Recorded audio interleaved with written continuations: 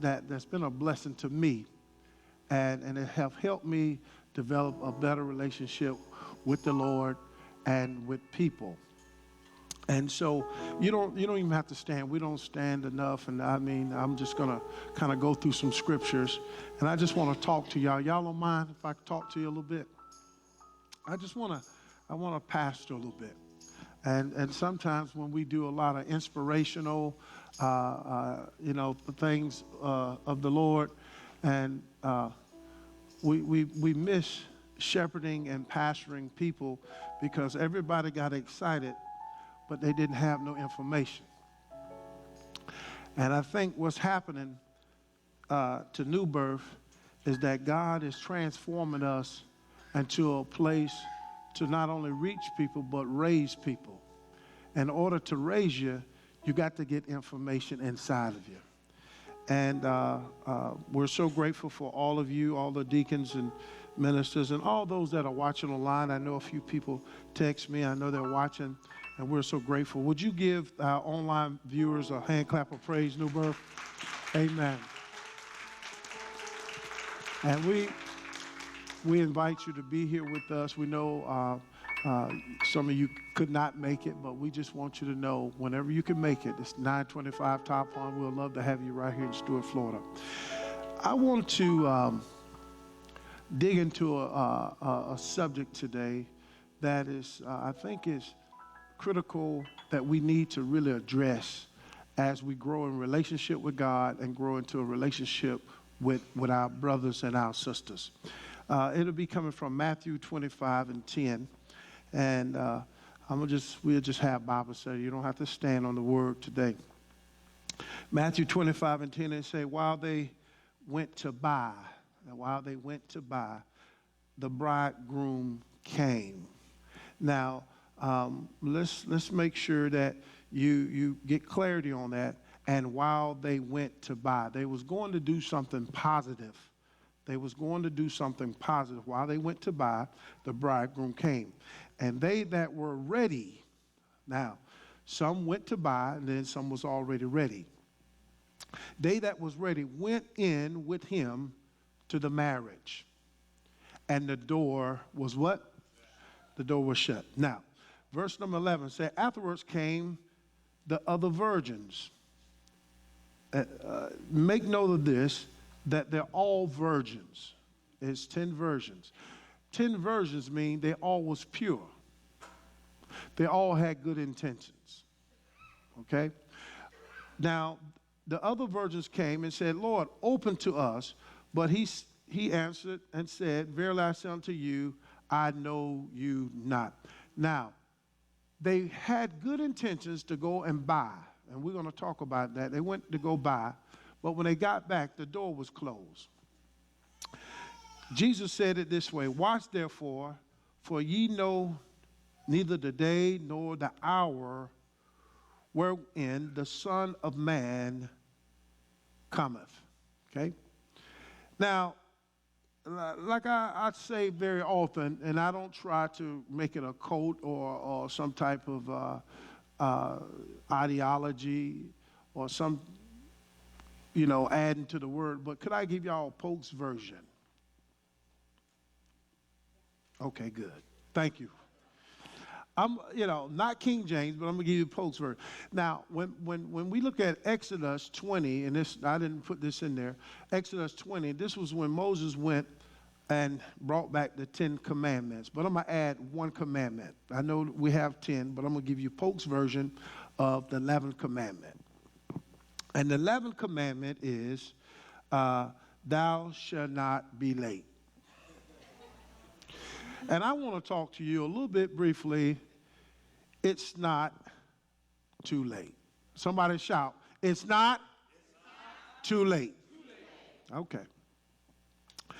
But the 11th commandment is, thou shalt not be late. That's what we're going to deal with.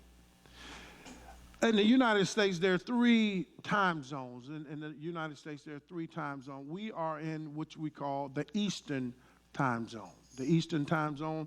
That's all of the East Coast from Florida all the way up to Maine, and it may cut through some parts of New York and all those different areas. And then the second one is the Central Florida. That's like around Pensacola. You get into Tennessee and all those areas. Now, these zones, the time changes. Then you have Pacific time, which is in California, Texas, some of the areas out there, they're 3 hours different. So when we're here having church at 12, it's 9 o'clock in California right now, Pacific time. Okay. The question is, have you ever dealt with people, and we are on Eastern time and they are on Central time? Now, I'm talking about we in the same time zone, but for some reason they have their time mixed up. I'm going to kill a demon in a minute. I'm saying the time zones is that if you're here in Florida, it's 9 o'clock. We're supposed to meet at 9 o'clock, but because you're in time zone Central time, by the time you get here, it's 10 o'clock. Because you're operating on a different time zone, but we're living in the same time zone. Am I talking to somebody?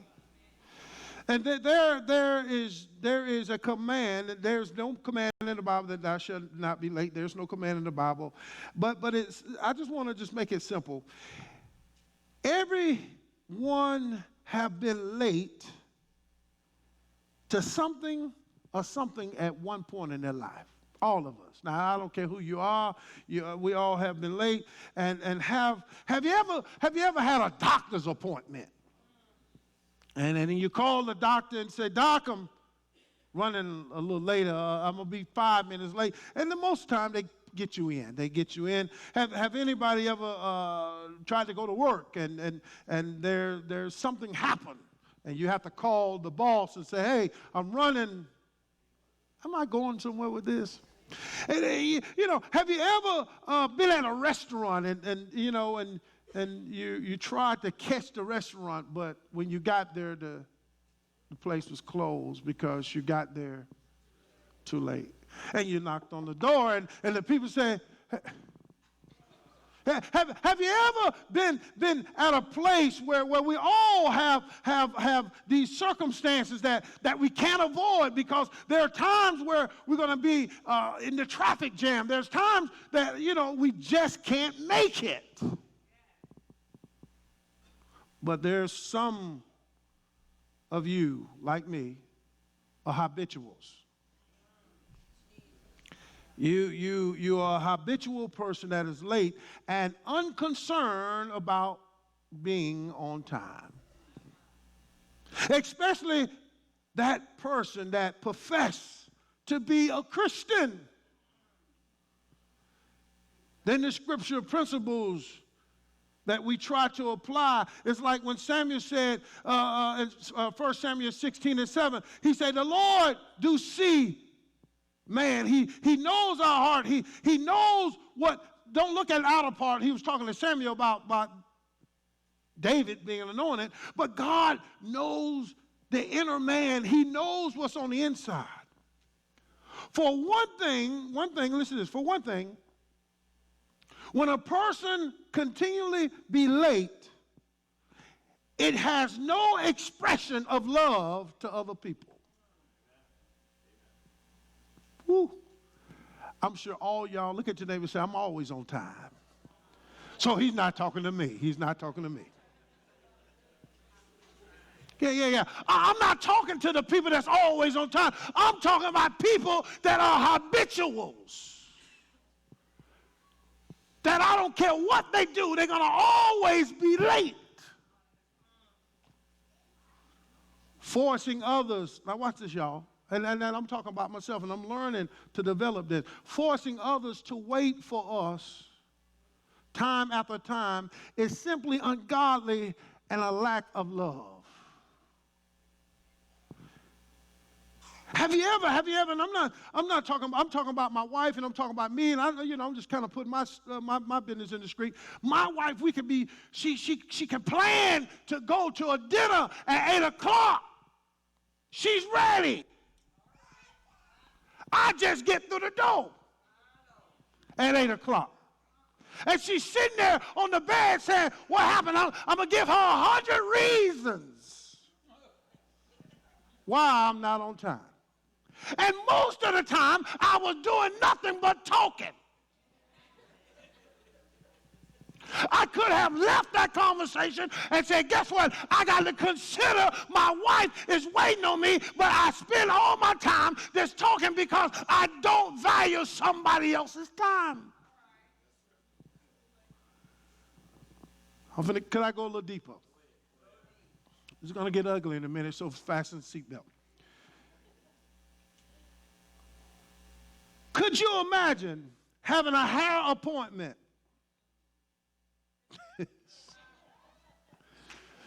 Oh, I feel it. At 9 o'clock, but your hairdresser don't get to you till 10 o'clock. Some of y'all got them kind of hairdressers too. We say that he's an on-time God. Well, how could he be an on-time God and you late?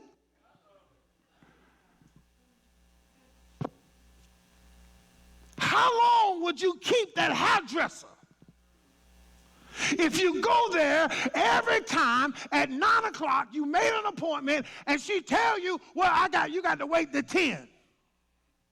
How long you going to keep her? Or keep him? Because now you got Tyrone's.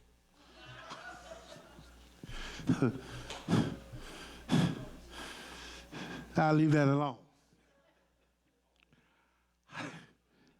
How long would you begin to wait? I thought about myself. I have been to the movies several times. They said the movie started at 9 o'clock. I hate going there, and they tell me 9 o'clock, and the movie don't start till 9:30. Because they got all the Coca-Cola commercial. They got 10 other movies they want you to see that won't even come out until next year. Listen, I came at 9 to watch the movie. Have you ever noticed that the people that are not on time are the most impatient people?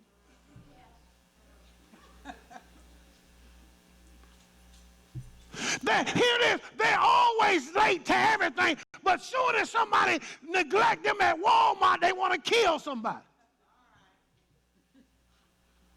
Oh, God. Ecclesiastes 7:1 said, a good name is better than precious ointment. A good name.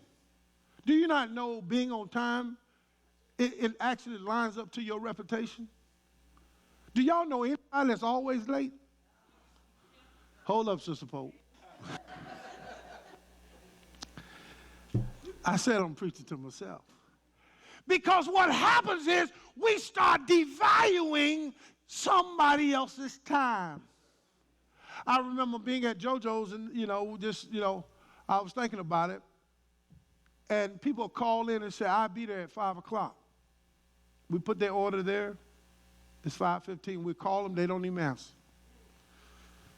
Now, I want to throw this out to y'all. Just for the people at New Birth, maybe not the people watching online. Have you ever got mad when somebody told you they were going to be on time and they didn't show up? Wait now. I'm talking about really mad. For real mad. Have you ever been at a place where somebody promised you they were going to do something at a particular time and they didn't do it? So what God is showing me is that time can change people. When you're late, it affects people. I remember a couple of times my wife, we was supposed to be going out, but she waited so long. When I go in there, I start running. While I'm trying to put on clothes, she taking off clothes. See, when you are late, somebody say it's not too late. the very fact that you're here right now, you got time enough to change it. You got time enough to make a decision that I value God's time. Am I helping somebody? This means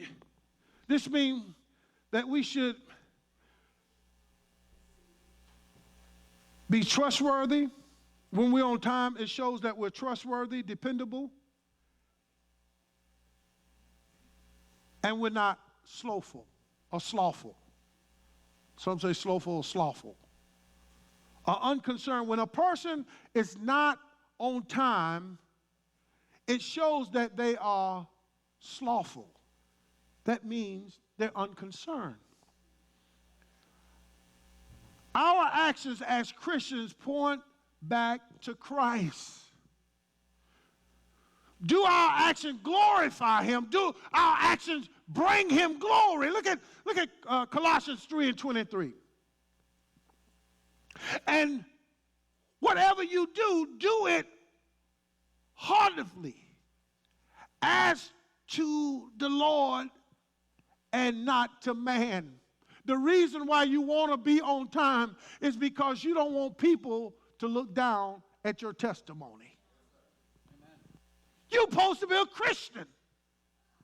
And every time you're late, listen, do you not know that's why people don't like joining stuff in a church? Because the ushers got to be on time. The praise team got to be at rehearsals. They got to be on time. So people, guess what they do? When time is a factor, folk want to stay away from that. Know why? Because nobody want to be on time. Because when you're on time, it disciplines you. That's why I tell them, listen, 11:30 we need to put the countdown up. It's not fair for the people. Why do the people that come on time have to suffer? I used to sit around, well, y'all don't start the countdown until a few people show up. Well, the devil's a lie. 11:30 we start preaching, singing, and when they come to the door at 12, we may be doing a benediction. But one thing we need to start is on time. Because it produces great men and women of God. If you learn to be on time, you'll stay on a job. And you can't tell me you've been on that job for a year, 6 months, and you ain't been on time. You can be on time to what you want to be on time to. It's just when it don't affect you. But when you got to go to work, you on time, you got everything cut. And could I just kill a demon? Have you ever had to ride in the car with somebody that's not on time? Oh, that right there, everybody got quiet. And brothers, if I'm talking to you and your wife next to you, just wiggle your toes or something. Just do something. Wiggle. Don't look at them. Don't look at them. I'm not saying it's always the woman's fault, but 9 times out of 10, if a man has really got himself together, a man, he ready to go, and she still. Look, whatever's on your face ain't changed since the last 2 minutes. And listen, brother Alton, as soon as she get in the car, wait a minute, you just did that like 30 minutes ago.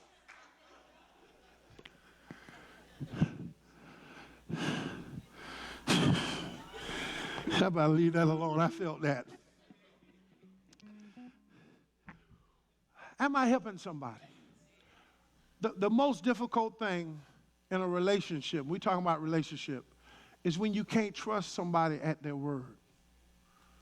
I just need to know if you tell me something, you're going to stand on it.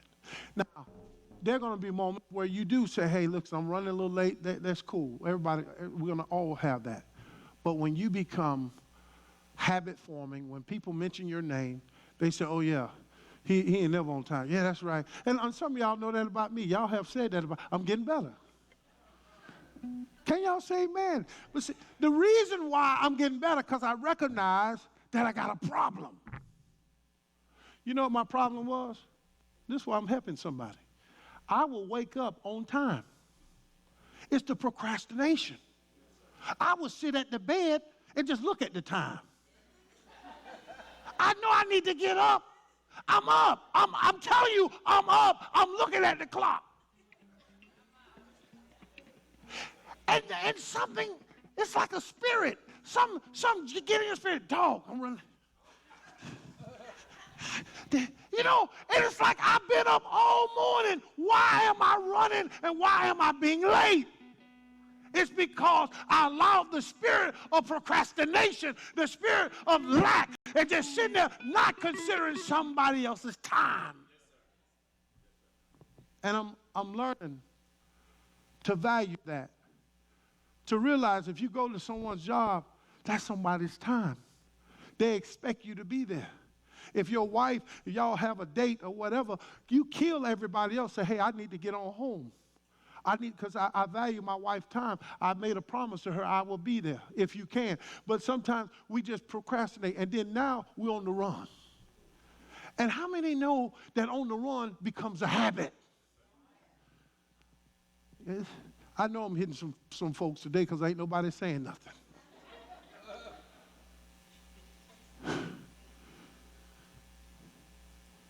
Brother Martin, you're a barber, and Brother Martin, he's been cutting my hair for a few years, and I called him. I said, Brother Martin, you busy? He said, I got somebody in the chair, and you know, and so I go, and I'm sure there have been times he come out there looking for me.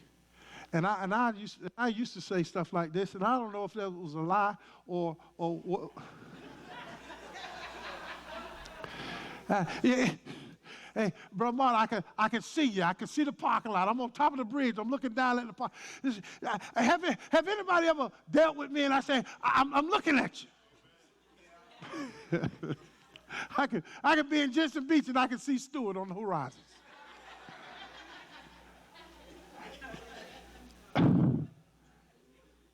And it becomes a habit. And you don't even call it a lie. You just say, hey, I'm almost there. Have anybody ever told somebody that they're supposed to meet and know that they should have been at the place and you're about to walk out your house? Oh, I'm on my way, and you still at the house. Good God Almighty. Tell your neighbor it's not too late.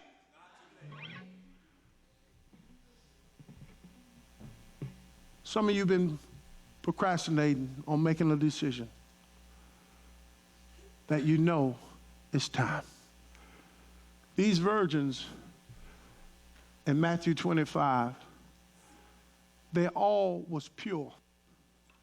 But the problem was 5 of them was foolish because they didn't value time.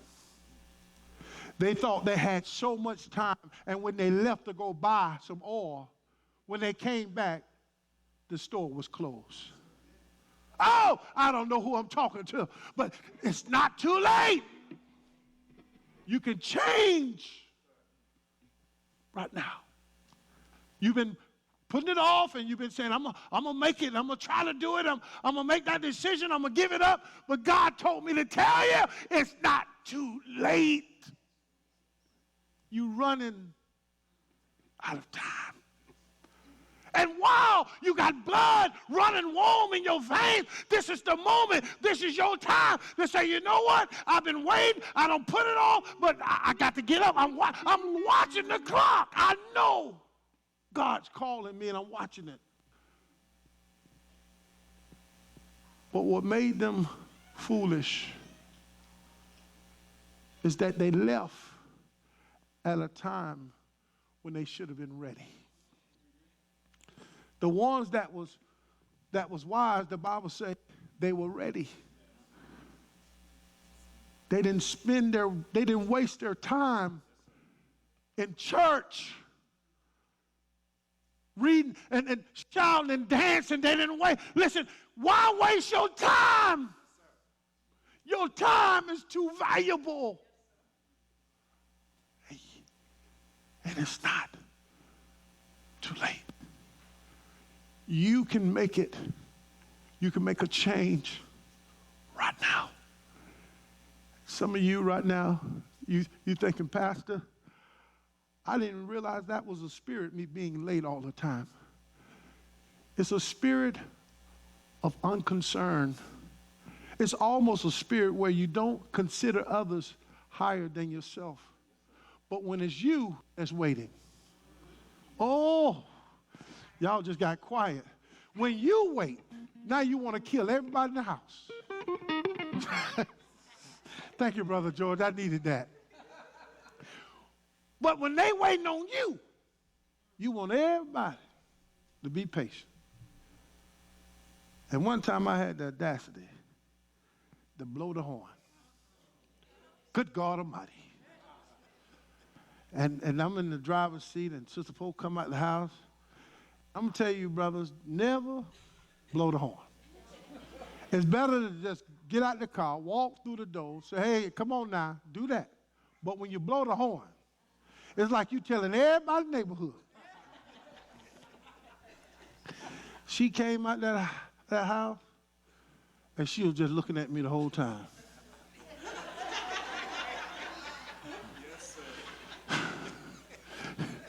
I really don't want to bring her to church. I want to just back out the car. Just keep on going.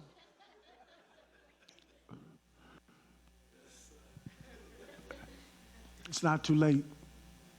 I know I didn't shout today, but I want to press in your spirit. You can change. And when you change, it's going to make your marriage better. It's going to make your relationship better. You start being on time on that job, them folks will give you a raise. Some of y'all ain't got a raise because you ain't been on time. You're a good worker. I say you're a good worker, but we just don't know when you're going to get here. But when you get here, you do good. I can't give you a raise because I don't know when you're coming. Oh, I don't know who I spoke to. But somebody here is not too late. You can change right now. And I want this series, I'm going to be talking about the family. I'm going to just be giving you I want you to bring some family members. I want to be pouring into your spirit some things that's going to really help you develop a real firm foundation in your relationship with God and with your family. And I think this is the most valuable one to me, is because I neglected for many years. Always, I'll be there. Well, come on, where you at? I'm coming. I'm on my way. That stuff is not right. I'm getting better. Am I right, Sister Pope?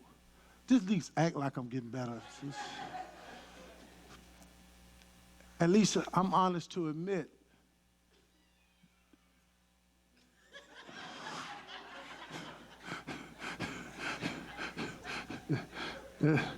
That's like take up offering. I'm honest to admit that I found that I was running out of time, but it's not too late. If your parents tell you to do something, do it on time. Don't let them come back the next day and the next day. Just, I'm gonna say this, and because I got a teenager live with me, and he's a great kid. He's not a bad kid. But I bless him more if when I tell him to do something, if he responds then. The reason I said, hey, son, I need you to do that, he said, oh, okay. But I come back 15 minutes later, he's still in the same spot. When a parent tell you to do something, it's like, I want you to really do it like right now. And when they get to a certain age in your house, and me and him was arm wrestling on Easter, he beat me. That was hard to admit. So now you can't whoop them because they stronger than you.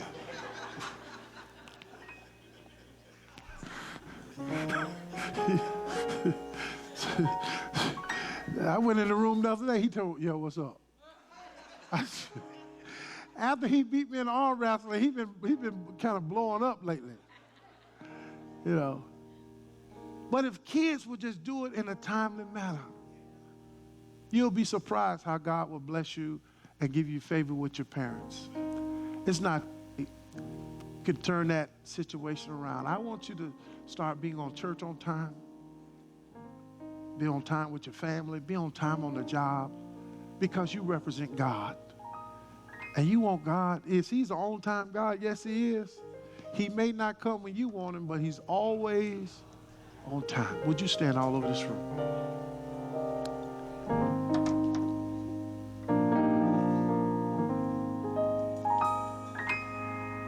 Now, Tuesday night, I have some more study in this lesson that I want to give you. I know we got a meeting after the service, so I'm going to move on. But listen, won't you go have 3 people?